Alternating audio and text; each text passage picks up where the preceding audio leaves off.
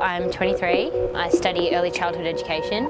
I grew up in a Catholic family and I loved growing up Catholic. I can't wait to have kids. I just need to find a good man who's worthy of my genetics. Hi, I'm Ronan and Laura. I'm 19. I'm studying a Bachelor of Theology at the moment. I've been brought up a Catholic and obviously now I've started going into it myself, my faith. I saw this girl wearing a t-shirt that said 40 days for life, pray to end the crime of abortion. And I got very upset because I don't believe that it's a crime for a woman to have a choice. So I decided to make a poster and come down that Monday and just sit in front of them and put a view across that pro-choice isn't anti-life. We're just women who need to have an option if accidents happen. I've been involved in the pro-life movement about 4 years. We're not here to antagonise, to insult, to condemn, and nor to condone what a woman does, but to simply be there to offer another choice, another option. Just yesterday morning at the Vigil, there was a woman walking across the road about to go in. She's crying, and one of our counsellors went up and said, "Can we help you?" And at the top of her lungs she shouted out, "I have no choice." And I think that's a very important message, that a lot of the women who do go in there, it's very common, they say, "I don't have another choice." And we say, "But you do." Abortion is not a religious issue. I think it is a woman's choice. It's not like she's using it as contraceptive. It's a last resort. Some men walk away, some women aren't prepared to be a single mother, some women don't ever want to be a mother, some women don't have the option because they're raped. This child is alive. Science can prove it from conception. It has 46 chromosomes. It's an individual, unique, not to be copied being, and deserves its rights, like every one of us. And if not, who are we to claim rights? I used to follow the Catholic faith, and I was always taught that you don't judge and love one another as God has loved you. And I just found that it was really horrible that they were out the front of a women's health clinic harassing women. I just felt really upset. I can imagine that it would be a hard decision to make. And I also think that that factor of it being such a hard decision also points to the real problem, that it is not something that can be taken lightly. And if it is, it's just a bunch of cells, if it's only a blob of tissue, why is it a hard decision?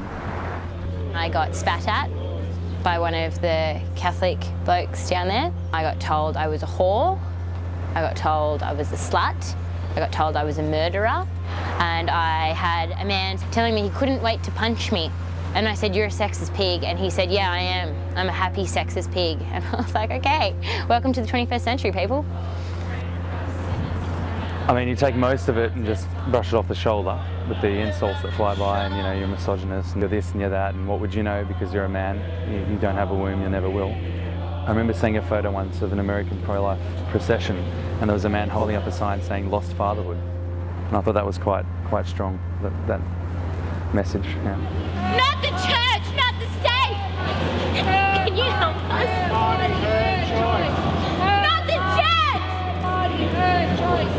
You horrible sexist people! They disgust me. They don't know that all week they've been out here making women cry from the clinic. I'm so sorry, I'm just so upset. Like, how are they allowed to do this? How the hell are we supposed to sleep at night in a city where men are allowed to protest on a woman's choice?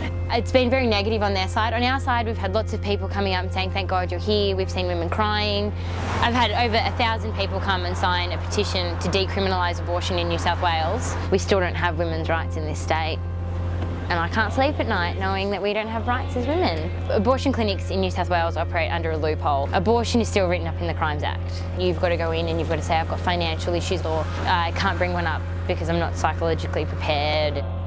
That's why the Catholics of 40 Days for Life offer women money down there and say, we'll help you bring up your child and we'll give you money and we'll put you up in a woman's home and help you do this if you have your kid.